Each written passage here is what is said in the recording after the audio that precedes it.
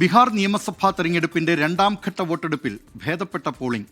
20 ജില്ലകളിലായി 122 മണ്ഡലങ്ങളിലേക്കാണ് വോട്ടെടുപ്പ്. 1300 സ്ഥാനാർത്ഥികളാണ് ജനവിധി തേടുന്നത്. ആദ്യഘട്ടത്തിൽ കണ്ട റെക്കോർഡ് പോളിംഗ് രണ്ടാം ഘട്ടത്തിലും ആവർത്തിക്കുമെന്നാണ് കണക്കുകൂട്ടൽ. വിവരങ്ങളുമായി പട്നയിൽ നിന്നും ശ്രീനാഥ് ചന്ദ്രൻ ചേരുന്നു. ശ്രീനാഥ്, രണ്ടാം ഘട്ട വോട്ടെടുപ്പിലും ഭേദപ്പെട്ട പോളിംഗ് എന്ന നിലയിലേക്കാണോ കാര്യങ്ങൾ നീങ്ങുന്നത്?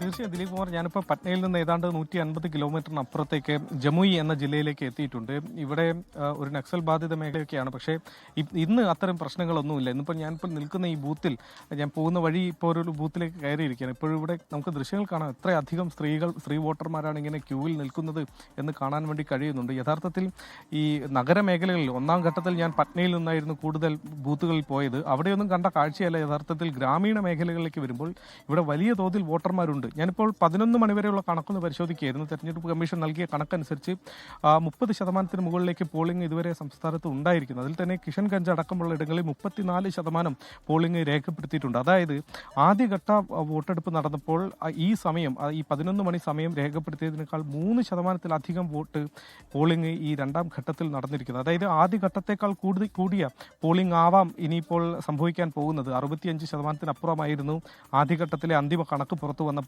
പോളിംഗ് ശതമാനം.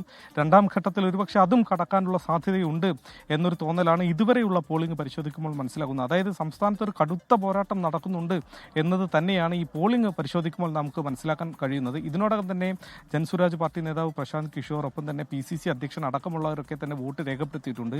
നിതീഷ് കുമാർ മന്ത്രിസഭയിലെ 12 മന്ത്രിമാർ ഇന്നിപ്പോൾ ജനവിധി തേടുന്നവരിലുണ്ട്. അവരാണ് പ്രമുഖരായ സ്ഥാനാർത്ഥികൾ ഈ രണ്ടാം ഘട്ടത്തിൽ. അങ്ങനെ ഒരു വാശിയേറിയ പോരാട്ടം നടക്കുന്നുണ്ട്. ഗ്രാമീണ മേഖലകൾ വളരെ സജീവമായി ഈ പോളിംഗിൽ പങ്കെടുക്കുന്നുണ്ട് എന്നത് നല്ല ഒരു കാഴ്ചയാണ്. ദിലീപ് കുമാർ, ലോകത്തെവിടെയായാലും ഏത് സമയത്തും 24 വാർത്തകളും ഓഗ്മെന്റഡ് റിയാലിറ്റി പാക്കേജുകളും എക്സ്പ്ലെയിനറുകളും വിശദമായി കാണാൻ ഞങ്ങളുടെ YouTube ചാനൽ നിങ്ങൾക്ക് സബ്സ്ക്രൈബ് ചെയ്യാം.